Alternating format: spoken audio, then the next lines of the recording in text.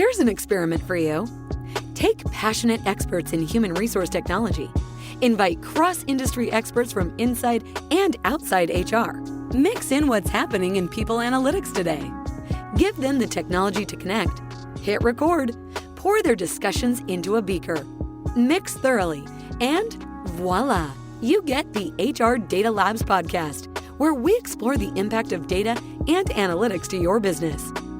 We may get passionate and even irreverent, but count on each episode challenging and enhancing your understanding of the way people data can be used to solve real-world problems. Now, here's your host, David Turetsky. Hello and welcome to the HR Data Labs podcast. I am your host, David Turetsky, alongside my friend and trusty co-host, Dwight Brown from Salary.com. Dwight, how are thy self? David, I am doing well. I'm not in cold weather, and I couldn't be happier about it.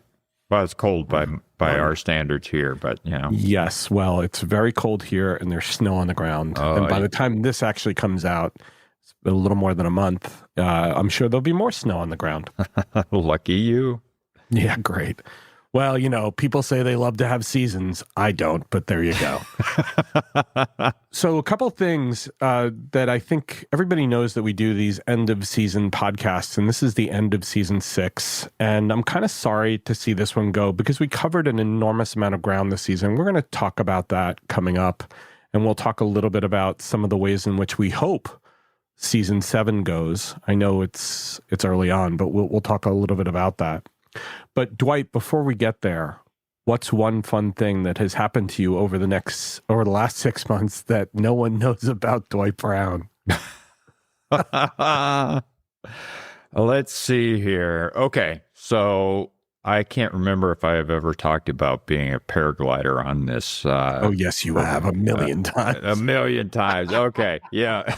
That's good, Dwight. I just love it that much. So one thing that happened to me, my heart go crazy because, you know. Yeah, this drives David nuts. Nuts. He wants me to take up knitting, but no, knitting's got needles, dude. Yeah, you can find those. Could you pick something that's a little less dangerous? Not sewing. Sewing's got needles too. Well, you know, living where I live, just driving to a restaurant or driving anywhere is an adrenaline sport in and of itself. But so over the last 6 months, with my paragliding, I was able to achieve my next rating in terms of my pilot's license. And so I have been utilizing that and flying and having fun and the occasional scrape and everything else that goes with it. Awesome. That's great. That's great to know. So what are you, like orange or red now in terms of your belt? It's like your paragliding belt? It's like the Department of Homeland Security. Exactly. Yeah, that's what I mean. Exactly. Yeah, no, I'm getting into, well, I'm progressing out of red and moving toward orange. You know, it's supposedly more experience and higher rating. Your safety is a little bit better. That could be debatable. But DEFCON 1 then. DEFCON 1. Exactly. Yeah, right. Exactly. Great. Well, and how about you? The Mazel Tov, by the way, on that phenomenal thing. I'm sure everybody is sitting at home going, well, I wonder what experience it's like screaming all the time. That's what it's like, I'm sure. That's exactly it. Yes. And loving every minute of it. Yeah, I'm sure. For me, everybody knows me. I'm an open book. I kind of open everything up, especially on LinkedIn. So I could say that the third season of HR Data Doodles will be out by this point when this gets released. So season 1 was really kind of a recap of the episodes that we had put out as Turetsky Consulting, and season 2. God, I gotta stop that. Season 2 was the Back to Work. Season 3 is actually called Season 3D, and it's HR Data Doodle Season 3D into the HR Metaverse, which is going to be really cool. It's got a really good AI and 3-dimensional gaming flavor to it, so it'll be fun. Nice. Yeah. No holograms though. Oh, is that in the next one? No, but I was thinking about doing a hologram for the cover, but that would be very expensive to produce and probably more expensive than the entire book. So, I can only imagine. no. Yes. But no, so what we do on every season ending episode is we go and we take a look back at the episodes that we recorded within the season. We talk a little bit about that. And then we'll have the next part will be to talk a little bit about what we're hoping for season 7, Can't Believe season 7. And then we'll round up the episode by talking about our predictions that we had for season 6 or that we had done in season 5. And then we'll do our season 6 end of season predictions, which will be fun. Yes, always is.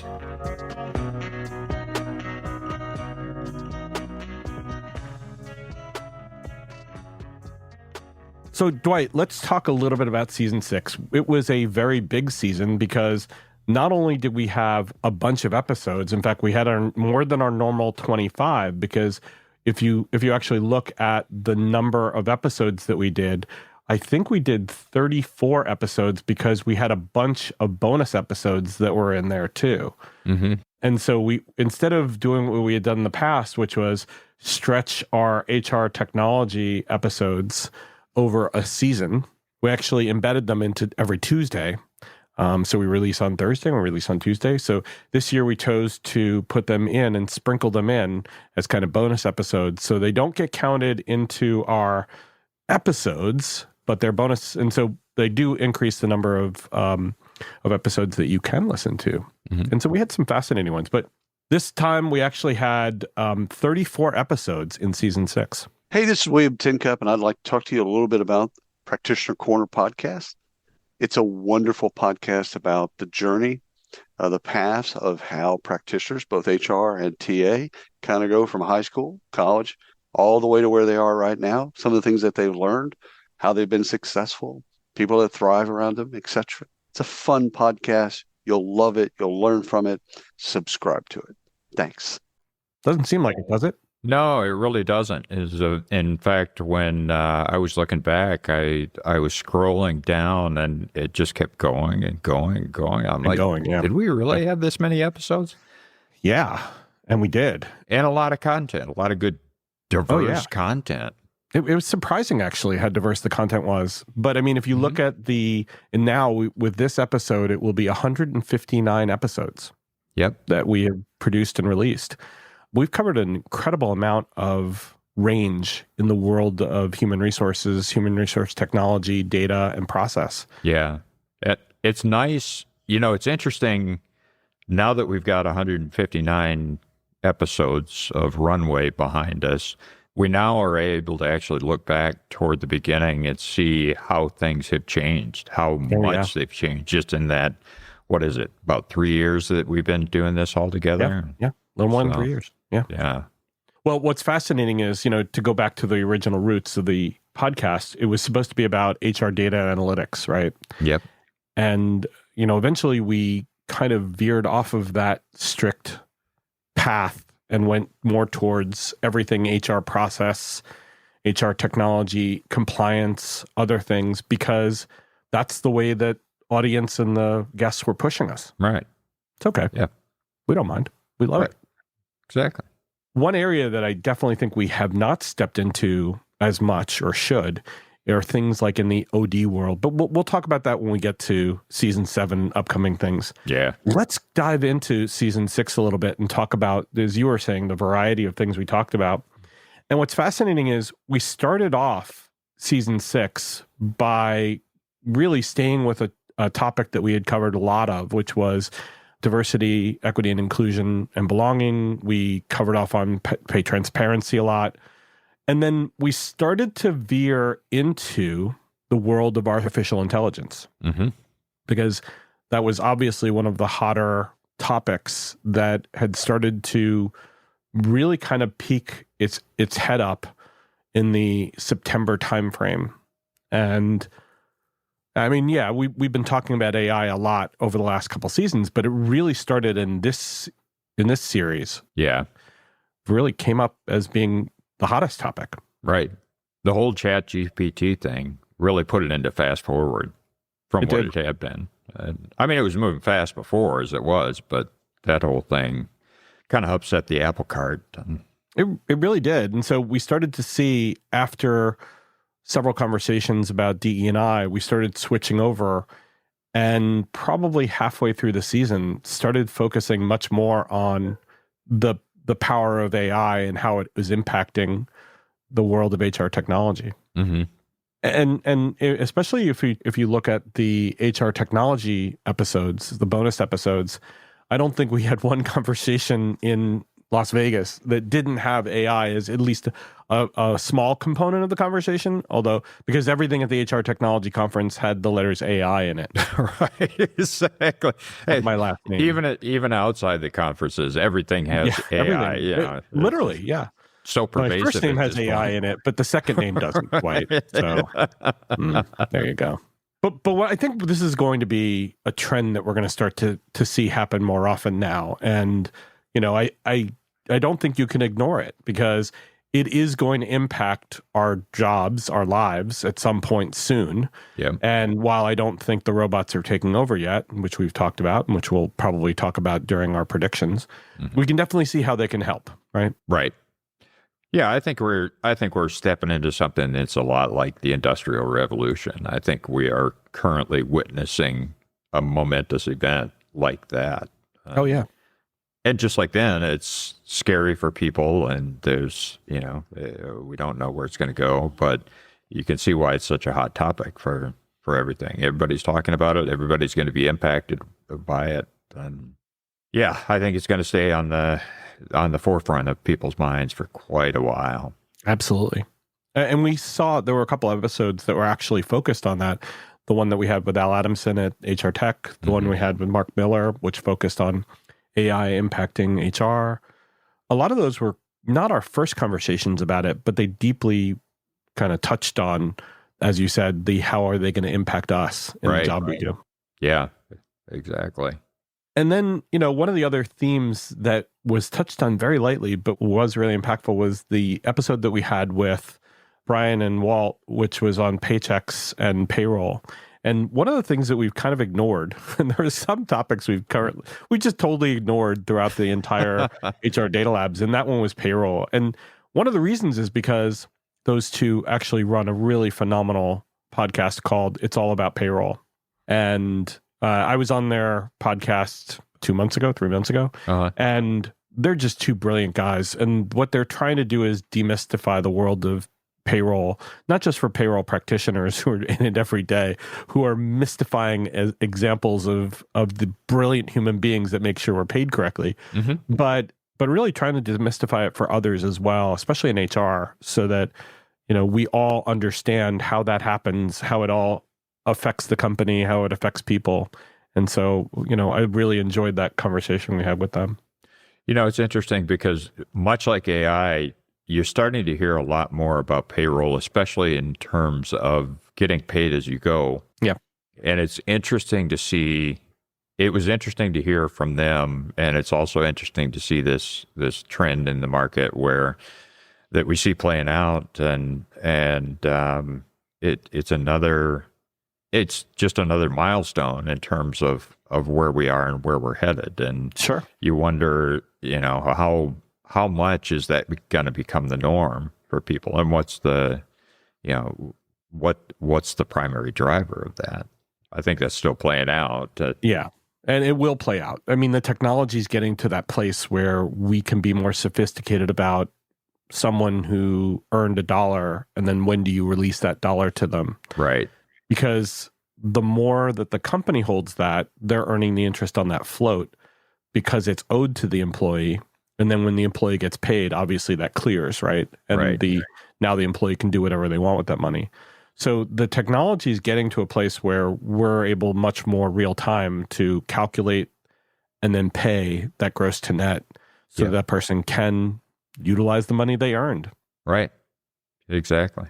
I do think the laws need to catch up with that a little bit. The laws are relatively antiquated about it. Right. But California is on top of that. California basically says that, and I'm paraphrasing here, but that, when you earn it and if you walk away, you can get paid that at the end of that week, I think it is. It'll be interesting to see kind of, this is kind of a tangent, but it'll be interesting to see what happens with the payday loan industry Yes. and whether that impacts that industry. And Absolutely. you got to believe that a lot of this is driven by more of the regulation of the payday loan market there. Yep. And Well, it's really sad that there are lots of people who are living paycheck to paycheck, and it causes them tremendous amounts of stress to wait for that to happen. And, if the laws get to that stage and people can take advantage of it, I'm all for that, so that that stress can get relieved. Yeah, my hope is that it does have a good impact on people and puts more money in their pocket and less in the pocket of the payday loan people. Absolutely. Absolutely. Like what you hear so far? Make sure you never miss a show by clicking subscribe. This podcast is made possible by Salary.com. Now, back to the show. So let's talk a little bit about some of the areas we're hoping to cover in 2024 season 7. Because one of the things that I'd love to do is I'd love to talk more about some of the areas that we don't touch on a lot. One of those areas I had mentioned was payroll, and maybe we'll get some more guests to come on in the payroll world. But also, I'd love to talk more about learning and education and learning and training, because we really haven't touched on that a lot too. And they're really huge consumers of data, of HR process, and they are a key component of HR. Yeah, definitely. And everybody loves going to training programs, don't they? I live for training. Well, yeah. I actually enjoy the time I spend in training, as long as it's kept fun and light, and that the training does add value to us. So I'm also looking forward to talking about that, given that it can close a lot of issues that we've seen that we've actually talked about in terms of reskilling and training for other roles. So, let's hope we're able to get some trajectory for some guests to be able to help us fill that need as well. Yeah. Definitely another tangential topic to the whole AI equation is we're going to need to retool, and, having the modalities to do that effectively for employees is going to be necessary. Good word, modalities. I had to take a little pause there and open up my dictionary and dictionary.com. Exactly. Well, every once in a while I have to do the same too, because my mother always told me to use SAT words, and then I'd use them and have to look them up afterwards and go, oh yeah, that's what that meant. Oh, that's what that was. Or the difference between than and then, and try and make sure it's used appropriately in the sentence. Yeah. Thank goodness for AI to fix that during our grammar checks when we go and send emails. But what are the other areas that you'd like to start talking about for season 7? Is there anything that's in particular that's been bugging you that you'd love to have on the show? I think it all is around that theme of AI, and the other piece that I would like to touch on that I don't think that we've done much of is really the job search arena and how people are effectively doing job searching. And here's why I say that. I've got a friend right now that's looking to make a change in her career, and we were talking the other night about how she's doing that, and she's been looking through LinkedIn and looking at the postings, but also thinking about her network and kind of realizing that she stands a better chance with her network. And this is an age-old topic. There's nothing new about this, but it's a piece that we haven't covered, is really how do people most effectively make the job changes that they want to make, or get that first job, So I would definitely like to touch on that a little more heavily than we have in the past. That's a good one. And we've had conversations with Adriana Doneno where we've talked about recruiting. We've talked a little bit about the job search. For those of you who may remember, we talked about the fact that she actually put out a book that kind of chronicled her early struggles with being able to get a job. And, what kind of frustrations that caused in her personal life as well as in her professional life. Right. And so, it's definitely a really interesting part of the world of HR that I think we forget a lot, which is the friction that gets caused when either someone leaves a role or when someone's trying to find one, and what that does to a person and how that affects them, and those transitions in life have been so tough. Yeah, I mean, it can feel almost traumatic as you're going through it. Right. Well, the way she puts it is it's more like PTSD, where you go through and you try and have you either post for jobs and then you hear back 5 seconds later that you're not qualified. Right. Yeah. Okay. Or that you're an awesome candidate, but we're going other directions. Oh, it took you all 5 seconds to figure that out, huh? And then the other ones that you either interview with and you don't hear back from, or you talk to a scheduler and then never hear again. Right. So, the ghosting problem in the world of recruiting is not fun. It's terrible. It is so terrible at this point. It's almost worse than the dating world. I don't know. I'm not sure I agree with that, but well, we'll have to debate that at some other time. Yeah, we'll do the dating world as an episode. We'll talk idea. Bumble and Hinge and see where we end up. That's not a bad idea. I think that would be a fascinating topic of conversation. And then what we can do is invite Hinge, Bumble, Plenty of Fish, Tinder, as well as some of the other quote unquote dating apps onto the program to talk about what makes them different and why should someone join their technology. Yeah, exactly. And what's the parallel to HR on that? That's a really good, well, I mean, there's tons of parallels in the world of HR. Oh, totally. I mean, there is employment at will. So, you can break up with your company at any time. And then instead of going on LinkedIn, instead of going on Tinder, you can go on LinkedIn and just find another job immediately. Oh my God. You and I probably need to sit down and write our funny list of parallels, because I think we could come up with some really hilarious content for an episode on that one. I think that would be great. I think one episode we'll do funny parallels with HR. I'll have to remember that one. I'll have to pull this out of the transcript to remember that. Right. Some of the other really cool things that we're going to do during season 7, we will have gone to ADP's Meeting of the Minds. We'll have gone to ADP Pro Conference, which is for their major account clients. We'll also have gone to, I think, within the context of season 7, we will also have gone to, we'll have gone to SHRM and World at Work as well. So there's lots of conferences there, dude. Yeah. A lot of potential learning that we have. And I'm looking forward to it. Yeah, me too. See, that's the kind of training that I love, is the conference training. Well, we definitely have to get you on the road this year, because for those you don't remember, Dwight doesn't go to conferences or hadn't gone to many conferences. Yeah. We got him to a couple, but... Yeah, don't send me to Vegas, though. Actually, very few this year are actually in Vegas. I think HR Tech obviously is at the third calendar quarter, but... before then, we have lots that have nothing to do with Vegas. Chicago, San Diego, Cincinnati for World at Work. I'll pick any of those over Vegas. Really? Did they kick you out of Vegas again? Again? You're not supposed to know about that. Oh, well, I'm sorry. Sorry. That's another one fun thing. Yeah, exactly. That's my next one fun thing. Yeah, I got kicked out of Vegas. Yeah, it takes a lot to get kicked out of Vegas. Exactly. Yeah, if you've seen the Hangover series, you know that's true.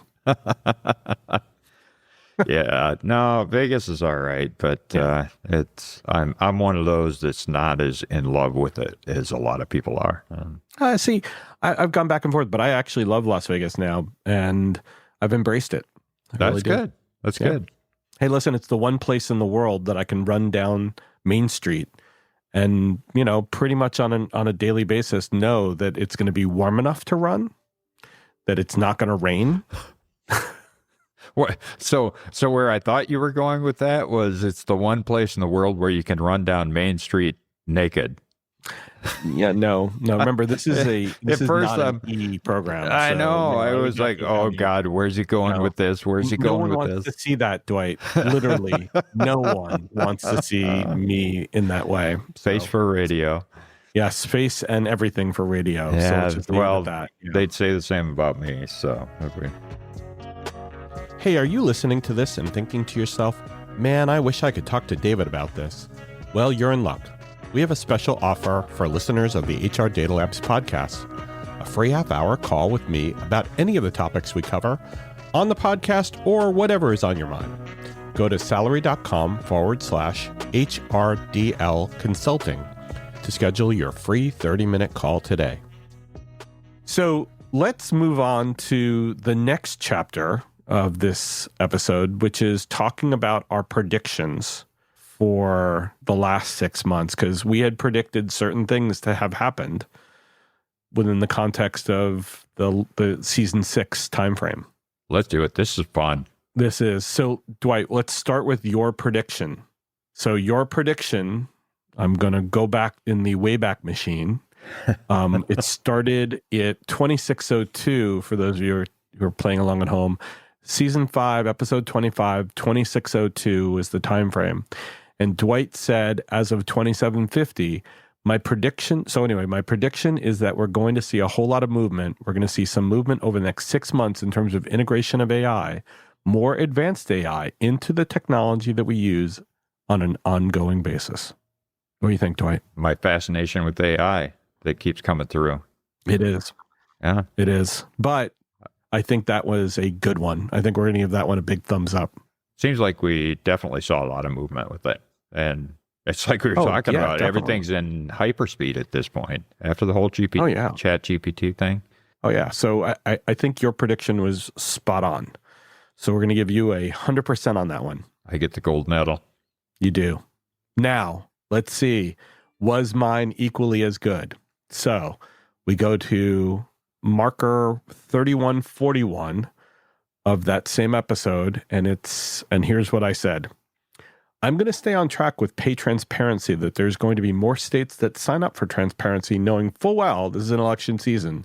We're going to start to hear of a lot of political candidates coming out on both sides of the DEI spectrum, and that I think pay transparency is going to be one of those things that gets more airtime because it deserves it. And because right now we're disenfranchising too many damn people without having the ability to know what pay should be. So all those states that are tangentially affected right now, because they don't have laws about it, but they're affected because their neighbors do, their neighboring states do, I think they're going to start to get and implement some pay transparency laws. So I don't need to go on. We can tell that part of this is absolutely not true. It did not happen that more states got on the bandwagon. So I think I get a low grade for that prediction. But I did read in there that candidates are coming out on both sides of the DEI spectrum.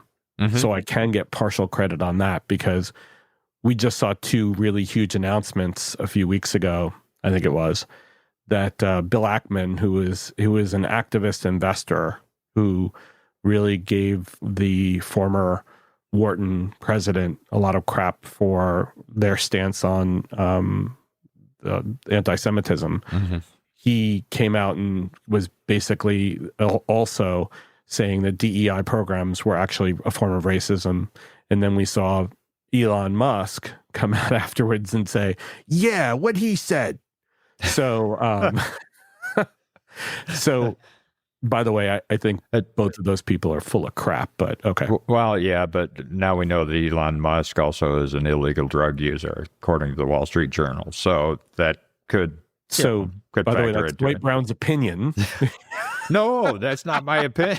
That's not my opinion. I'm just going by the headlines in the Wall Street Journal. That's all. Oh, okay. Well, as long as it was quoted somewhere, and then we're just quoting something. Yes, no, this is totally we're quoting. Not breaking news here. Elon, don't hold it against me, okay? No, well, okay. So, anyways, I think that what we've seen on that is that there are some people who have come out obviously on the other side of DE&I. And said that it's actually a form of racism, which as I said, I think is a load of crap. But so that part of the prediction did hold. So yep. I give myself a 50% on the prediction. I'm going to give you more credit on the pay transparency too, because we didn't see as many states enact pay transparency laws, but one of the things that I'm noticing just in our practice here is we're working with companies. There's a big push toward pay transparency just at the company level with things.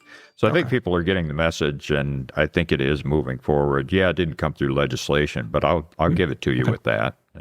All right. Well, So there you go. So let's give Dwight Brown the A+. Woohoo! And I'll take a C then. How about that? I'll give you a B. Nah, I don't deserve a B. I deserve a C+. You deserve an at most. A, but All right. Well, but now, so you have to put on your prediction hat, though. yeah. So I'm going to, because I'll play rank here. So you're going to go first on your predictions because, it's also better to go first because then you have everything to look at from a,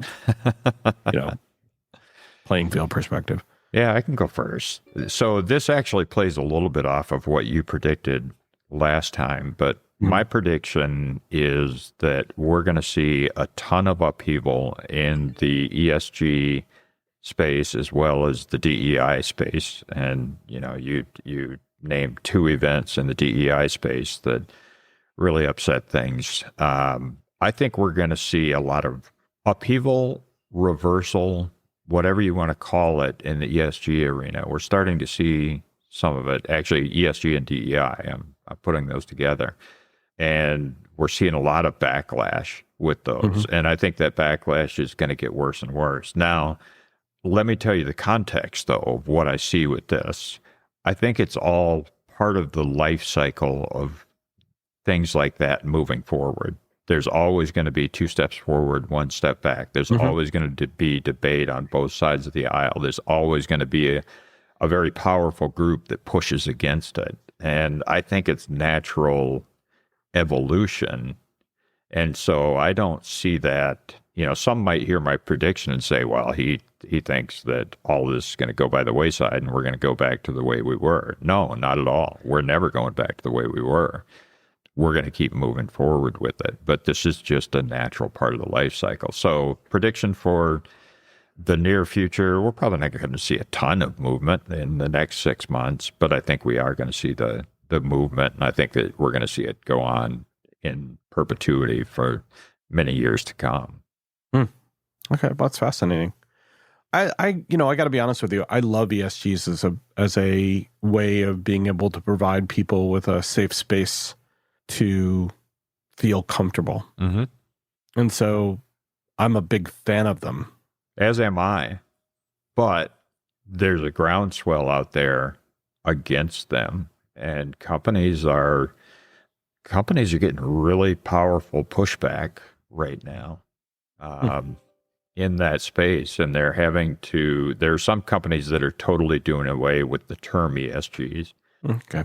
It doesn't mean they're doing away with the groups. I think it may just be a rebranding that's happening, but it's definitely happening out there right now. Interesting. Yeah. In fact, there's a headline, an article. I read the article in today's Wall Street Journal on that. The latest dirty word in corporate America, ESG. I can think of a lot of other dirty words in corporate America that will not make it on our program. Right. Because this is a non-explicit program. But yeah, I don't think of it as a dirty word. I don't think of it either. Yeah, I understand what you're saying. I think that's kind of going towards a lot of the other things that the Wall Street Journal says are out of favor, and in some cases, I think the Wall Street Journal's blowing smoke. But we'll see. Yeah, it's like any news outlet; they're always going to have their slant on it. But they will. But I've seen it in other media outlets too, and we'll see. That's your prediction. That's my prediction. I could be very, very wrong. No. Well, you're sometimes wrong, but but I am too. Don't ask my family. So my prediction's going to go a little bit different than yours. I'm going to borrow yours a little bit from last time and talk a little bit about artificial intelligence, but I'm going to go a little against the grain. And I'm going to say that because of some of the court cases and because of some of the backlash for not just the European Union, but for other entities around the world, I think we're going to start to see more clamping on what artificial intelligence can do in the world of HR and start to narrow some of the focus to certain areas and away from other areas. Right. And yeah, it's only 6 months, so it can't really change too dramatically. But it could if there are legislation that prevent AI from more direct involvement. And I'm pointing specifically at some of the, we talked about the Workday case on the program not too long ago. And I think that came up with Mark Miller when we were talking about AI. But I think that's one of the examples where we may actually see the algorithms used that come under more scrutiny. Right. So my prediction is AI in HR will get scrutinized more based on some of the court cases that are out there and some of the legislation, especially from the European Union and some other entities. Yeah, I think you're exactly right. I think people have realized a lot of the destructive power of AI. And sometimes I think we focus on that a little bit too much. But actually, I shouldn't say too much. Sometimes it feels like that's the biggest piece that we see. But yeah, I think with that and with those, thought leaders that have been intimately involved in it saying, hey, this has got some pretty significant power for badness, that's your canary in the coal mine there. So I'm with you on that one. I think there is going to be a lot more clamping down, like you said. Yeah, well, and we'll see, dude. It's only 6 months away. So, Yeah. End of season 7, we're going to come back and see which one of us was more full of crap. Well, we're both full of crap. But, yeah, I mean, we're full of crap, but, how much more full of crap is one versus another? It's all relative, It's all relative. One of the things I also want to say for season 7 is I think we're going to take a little bit different direction and start to acknowledge the fact it's not all about data. It's not all about HR analytics. And we may have to change some of the intro and some of the other areas of the HR data labs, because that's it was our lineage, yeah, but I think we're going to have to probably re-record some of that stuff. Right. Because, it's not about analytics and data anymore, all of it. But, right. we'll fix that. Oh, for sure.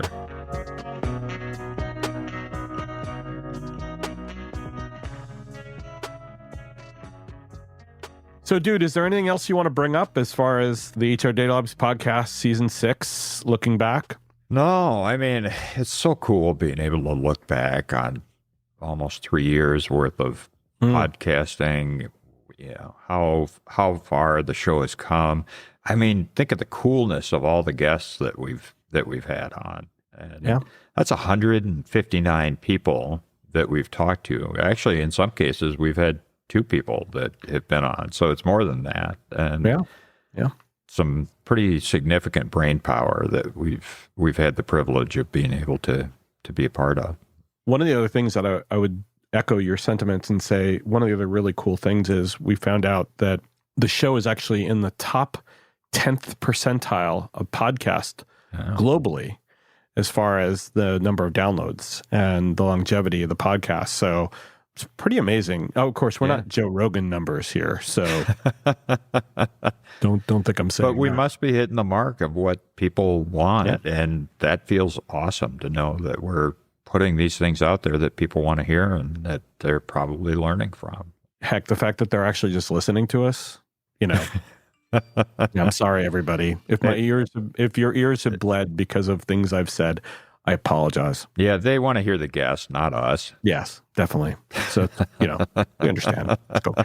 But anyways, thank you very much for all of your support and your help, Dwight. You're awesome. I really appreciate you being, who you are. And, you mean everything to me in this podcast. And I really appreciate being able to spend the last 6 seasons with you. Yeah, likewise, dude. This has been such a journey for us. And, I can't think of anybody who I would want to be beside me as we go through this journey. And we've got such a great friendship, and it has continued to develop partially through this. And so it's been definitely awesome. Not because you paraglide, but No, exactly. Despite the fact that you paraglide. There's conflict in every relationship. That's true. Honey, could you please stop paragliding? No, I don't want to. Don't worry, the life insurance is paid up. Yeah, you're on there. No, but seriously, no, I appreciate it, Dwight. You've been awesome, and I want to thank all the other people that go into making the podcast, whether it's Carissa or Carl or Stella, Eric Bristol, some of the other folks that help us out every day. We really do appreciate everything you do. Yeah, and beyond that group as well. And also, thank you for listening.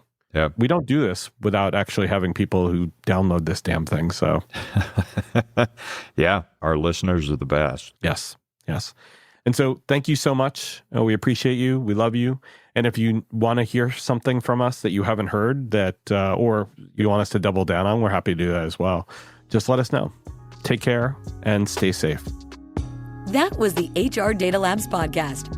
If you liked the episode, please subscribe. And if you know anyone that might like to hear it, please send it their way.